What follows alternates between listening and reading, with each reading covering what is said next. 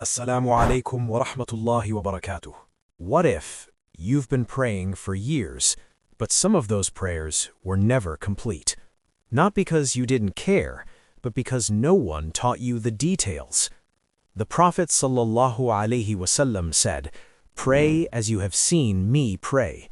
This authentic hadith, not pray however you feel, not pray in your own style, pray as he prayed.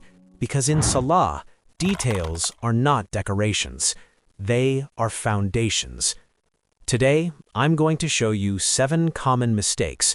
Some reduce your reward, and some, if ignored, can invalidate the prayer entirely. Listen carefully. Mistake number 1. Carelessness in covering the body. For the brothers, the Prophet ﷺ said, "No one should pray in a garment that does not cover part of his shoulders." If you are able to cover them and you choose not to, the majority of scholars say your prayer is valid, but you are neglecting an obligation. Salah is not casual. Stand before Allah properly dressed. For the sisters, the majority of scholars say a woman must cover her entire body in prayer, except the face and hands. That includes the feet, according to most scholars. Some scholars differed, but if your feet are uncovered, many scholars say the prayer must be repeated. Why risk it? You are standing before the King of Kings. Dress for that meeting.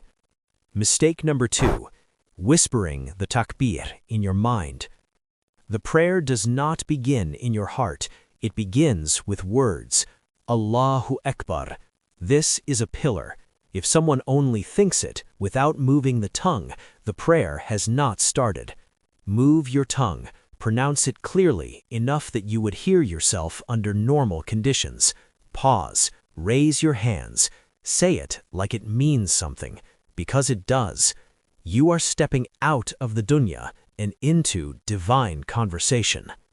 Mistake number 3. Rushing without tranquility. The Prophet ﷺ saw a man rushing his prayer. He told him, "Go back and pray, for you have not prayed." Imagine hearing that. You thought you prayed, but you didn't. Why? No stillness, no pause, no presence. Tranquility, toma'nina, is a pillar. In ruku', pause. In sujood, pause. Between the 2 prostrations, sit fully and pause. If you rush without stillness, the prayer must be corrected. This is not exercise. This is worship. Mistake number 4. Incomplete sujood. The Prophet ﷺ said he was commanded to prostrate on 7 parts: the forehead and nose, the hands, the knees, the toes. 7. Not 5, not 6, 7. If someone deliberately leaves one off while able to place it, the prostration is invalid. And if the prostration is invalid, the rak'ah must be corrected. When you go down, check yourself. Is your nose actually touching the ground, or just your forehead? Details matter. Mistake number 5. Lifting the toes. Some people lift their feet completely during sujood. Others rest on the tops of their feet. But the toes must touch the ground, naturally bent, front part in contact. They don't need to press hard, but they must touch. Such a small detail, yet it determines whether your prostration is complete. Mistake number 6. Stretching the arms flat. The Prophet ﷺ warned us, do not place your forearms flat like a dog.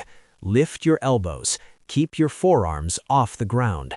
As for women, some scholars recommended staying closer to the body for modesty, but there is no authentic narration clearly separating the form between men and women. Placing the forearms flat does not invalidate the prayer, but it contradicts the sunnah, and when you love someone, you follow their way. Mistake number 7. Turning Salah into fidgeting. Adjusting your clothes once, fine. Fixing your hijab once, fine. But constant movement, shifting, scratching, looking around. If someone watching can't tell you're praying, that's a problem.